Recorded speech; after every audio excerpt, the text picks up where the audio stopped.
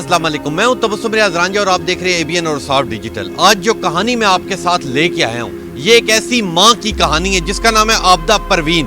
आबदा परवीन का जो शौहर है उसे फालिज हुआ है, उसके 4 छोटे छोटे बच्चे हैं और वो हर रोज घर से निकलती है, यहाँ के मजदूरी करती है। और क्या मजदूरी करती है कि वो फुटबॉल बनाती है और वो बेचती है और अपने घर का गुजर बसर कर। अब मैं आपकी उनसे मुलाकात करवाता हूँ।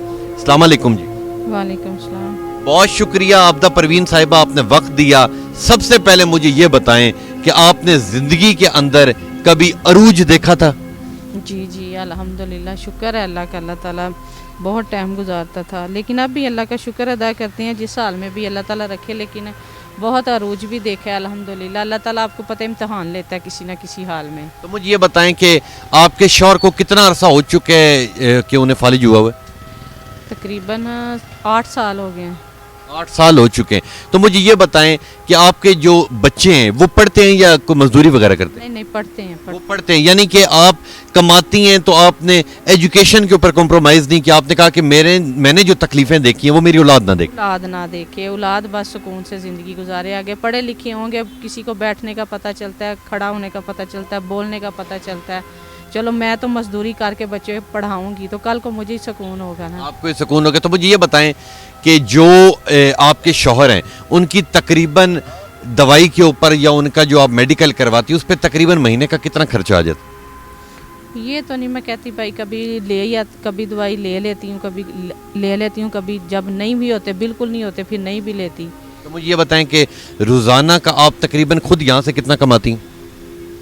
ये भाई हवाई रोजी है, अल्लाह की मर्जी है। किसी दिन आ भी जाता है, किसी दिन नहीं भी आता, किसी दिन 10-10 दिन भी फारग चली जाती हूँ, लेकिन किसी के आगे हाथ नहीं करती। तो मुझे ये बताएं कि जिस वक्त जिंदगी के ऊपर ये मुश्किल घड़ी आपकी आई, आपके शौहर को फालिज हुआ, आपके बच्चे छोटे थे, तो मुझे सबसे पहले ये बताएं कि जो करीबी रिश्तेदार होते हैं, बहन भाई होते हैं, वो इंसान का साथ देते हैं कि यार चलो हम लोग मदद करते हैं, फिर आप लोग अपने पैरों पे खड़े हो जाएंगे।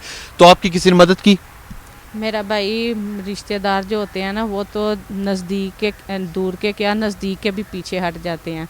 वो यही बोलते हैं कि एक बंदा गरीब है, क्या पता मांग ही ना ले हमसे कुछ।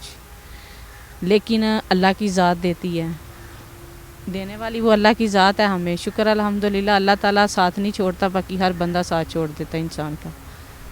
एक इस आबदा परवीन की मैं एक बड़ी तारीफ करूंगा कि ये इस चौक के अंदर बहुत ही मजबूरी में बैठी है और आप देख सकते हैं कि वो पूरा अपना बुर्का पहन के, सकाफ पहन के, खुद को ढांप के बैठी हुई हैं। ये होती है तरबियत, ये होता है एक इस्लामी मुल्क कि जिस मुल्क ने ये माँ जमी है कि ये आज हमारी इज्जत रख रही है। मुझे आबदा परवीन साहिबा ये बताएं कि जब मुश्किल घड़ी आपके ऊपर आई तो लोग, जो लेडीज़ होती हैं, ख़वातीन होती हैं, वो बाहर मांगना शुरू हो जाती हैं या कोई और काम, घरों में काम करना शुरू हो जाती हैं। आपने ये कैसे सोचा? और मुझे सबसे पहले ये बताएं कि ये फुटबॉल आपने कहाँ से सीखा बनाना? ये तो मैं जब छोटी थी उस वक्त सीखा। शौक था आपको? शौक था कि बच्चे सारे लोग, औरतें बनाती हैं घर में, तो शौक से सीखा था।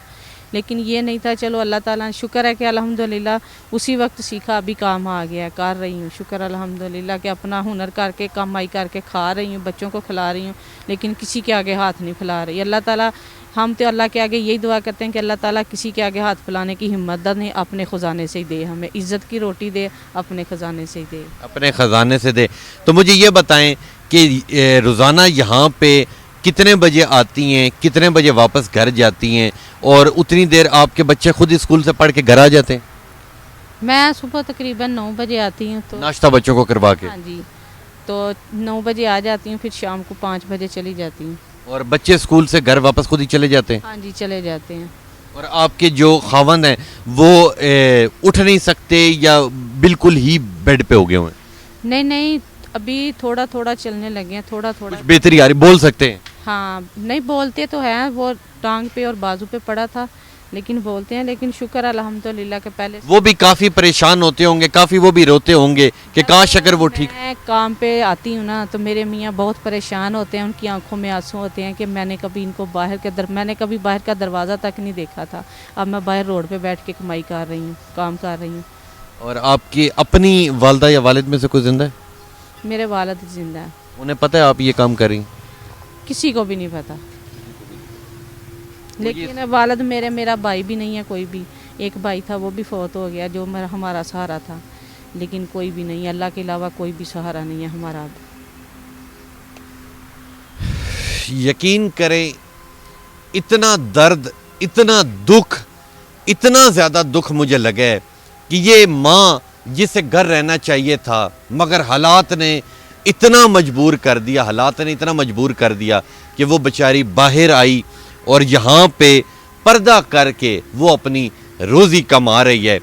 جاتے جاتے پروین بی بی صاحبہ حکومت پاکستان سے کوئی اپیل کرنا چاہیں گی تو آپ کر لیں.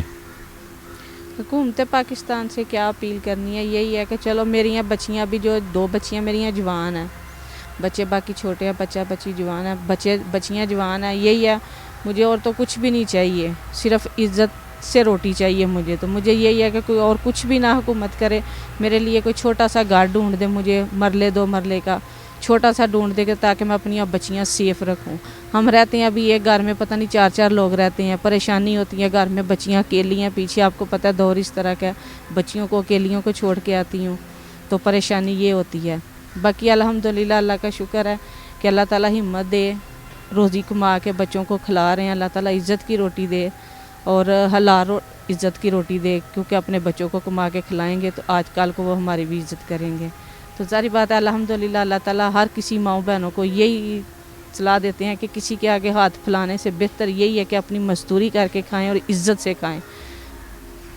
بہت شکریہ, آپ روئیں نہیں, اللہ آپ کے ضرور, اللہ آپ کو بھاگ لائے گا, اللہ ضرور آپ کے رزق میں برکت ڈالے گا. یقین کریں اس ماں کی جب میں نے یہ کہانی سنی تو مجھے اس کہانی کا پہلے معلوم تو تھا, مگر جب ان کی زبانی سنی تو یقین کریں کہ میرا دل خون کے آنسو رو رہا ہے کہ خدارا یہ ہماری جو قوم ہے یہ کس سائیڈ پہ جا رہی ہے, کیوں ان لوگوں کی مدد نہیں ہو رہی, کیوں بڑے بڑے جتنے حکمران ہیں کیوں نہیں ان لوگوں کا کوئی آ کے سوچتا کہ اس سے اگر اس کے پاس یہ ہنر ہے فٹ بال بنانے کا تو کیوں نہیں اسے اچھی جگہ نوکری دیتے, کیوں نہیں اس ٹیلنٹ کی قدر کی جاتی, کیوں نہیں یہ گھر بیٹھ کے کام کر سکتا, کیوں ہمارے تمام کے تمام جتنے سیاستدان ہیں سوئے ہوئے ہیں کہ یہ ہمارے ملک کی ایک, میں سمجھتا ہوں کہ یہ اتنی زیادہ ٹیلنٹڈ ہے کہ مجھے یہ بتائیں کہ کوئی کروڑوں میں کوئی یہ خواتین ہوگی جو فٹ بال بنا سکتی ہے. اور میں نے اپنی زندگی کے اندر بڑی بڑی جگہوں پہ گیا ہوں, باہر کے ملک بھی گیا ہوں, میں یہ سمجھتا ہوں کہ میں نے یہ واحد خواتین دیکھی ہے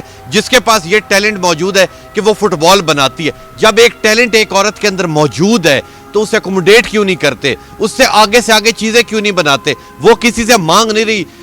عابدہ نے بڑی پیاری بات کی کہ میں نے کسی سے 1 روپیہ ساری زندگی مانگا نہیں ہے, نہ کبھی مانگوں گی.